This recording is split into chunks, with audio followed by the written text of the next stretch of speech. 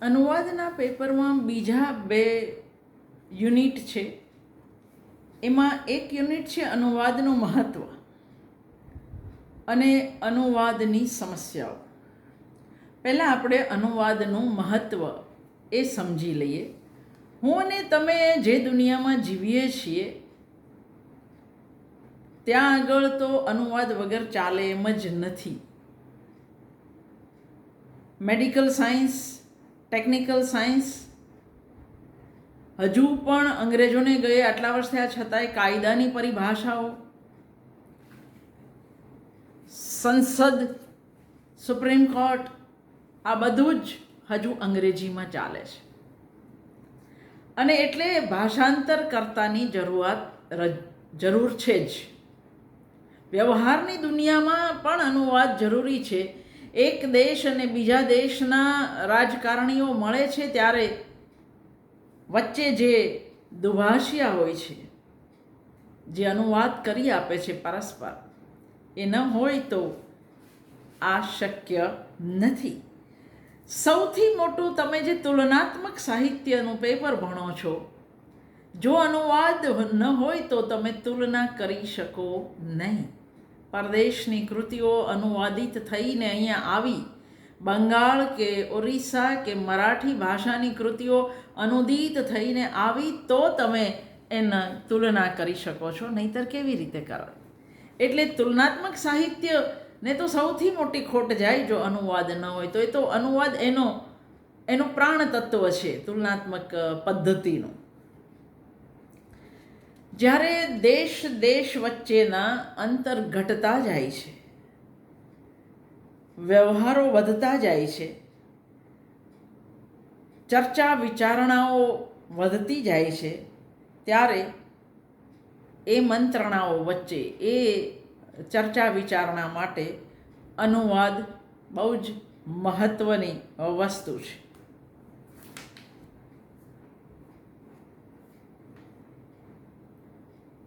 સમાચાર સંસ્થાઓ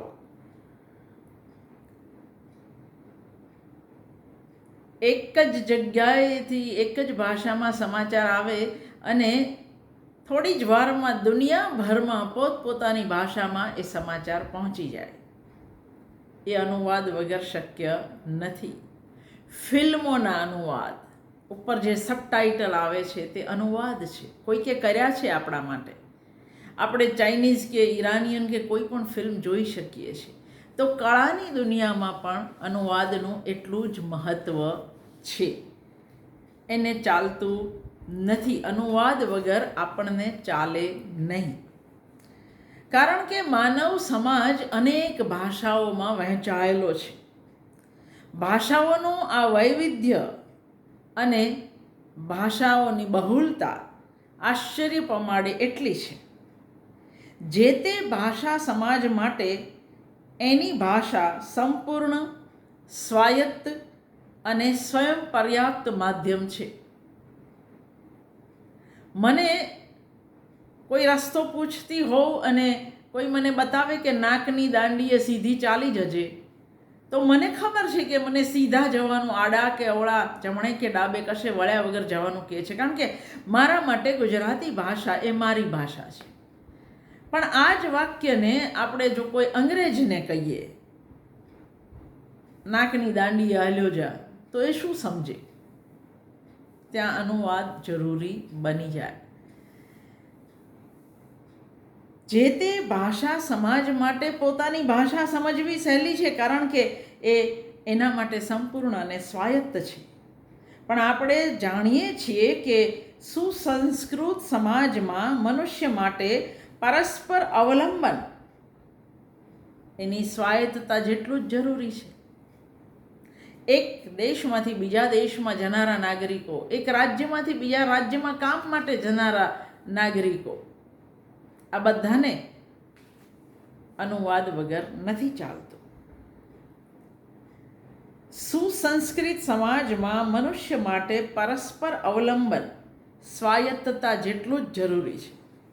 આપણે સ્વાયત્ત છીએ અને છતાંય વિયેટનામ કે મોરેશિયસ કે ચીન સાથે વેપાર થાય અમેરિકા સાથે વેપાર થાય અને ત્યારે એના દુભાષિયાઓ એ જરૂરી બની જાય.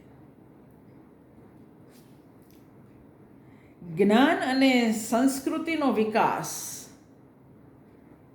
એ પરસ્પર અવલંબી આદાન પ્રદાન થકી જ થાય. જો તમે 1, 2, 3 કરીને યાદ કરશો તો રાજકીય ક્ષેત્રે અનુવાદ વગર ન ચાલે, ઐતિહાસિક ક્ષેત્રે ન ચાલે, ટેકનિકલ ક્ષેત્રે ન ચાલે, વ્યવહારની અંદર પણ ન ચાલે, સાહિત્યમાં તો બિલકુલ ન ચાલે. જ્ઞાન અને સંસ્કૃતિનો વિકાસ પરસ્પર આદાન પ્રદાનથી જ હંમેશા થયો છે. આપણે જાણીએ છીએ કે આધુનિક જગતમાં જ્ઞાન અને માહિતીના આદાન પ્રદાનની જરૂરિયાત આજ પૂર્વે કદી નહોતી એટલી આજે વધી ગઈ છે. રાજકીય ઐતિહાસિક કારણોને લીધે આધુનિક દુનિયામાં કેટલાક રાષ્ટ્રોએ જ્ઞાન, વિજ્ઞાન, તંત્ર વિદ્યા એટલે કે ટેકનિકલ જ્ઞાન, સાહિત્ય, સંશોધનના વિવિધ ક્ષેત્રોમાં સાધેલી પ્રગતિની સામે કેટલાક માનવ સમાજો પ્રમાણમાં પછાત રહી ગયા છે. અને આજે કોઈ પણ દેશને કોઈ પણ ક્ષેત્રમાં પછાત રહેવું પાલવે એમ નથી. એટલે જ્ઞાન અને માહિતીનું એક ભાષામાંથી બીજી ભાષામાં સંક્રમણ અતિ મહત્વનું બની રહે છે. આવું સંક્રમણ અનુવાદ પ્રવૃત્તિ દ્વારા, ભાષાંતર દ્વારા શક્ય બને છે. જેટલી મેડિકલ સાયન્સને અનુવાદની જરૂર છે એટલી જ સાહિત્યને પણ અને અન્ય ક્ષેત્રોને પણ અનુવાદ વગર ચાલે નહીં. એબ્સર્ડ વિશે વાંચવું હોય તો અંગ્રેજી વાંચવું પડે છે ને અનુવાદ કરવો પડે છે. અસ્તિત્વવાદ હોય, કલ્પનવાદ હોય, પરાવાસ્તવવાદ હોય, અંગ્રેજી વાંચવું પડે છે. એરિસ્ટોટલની વ્યાખ્યા હોય તો સાહિત્યમાં, વિજ્ઞાનમાં, રાજકીય વ્યવહારોમાં અનુવાદ વગર એક ડગલું ભરી શકાય નહીં. સાંસ્કૃતિક આદાન પ્રદાન વગર આપણને ચાલે નહીં.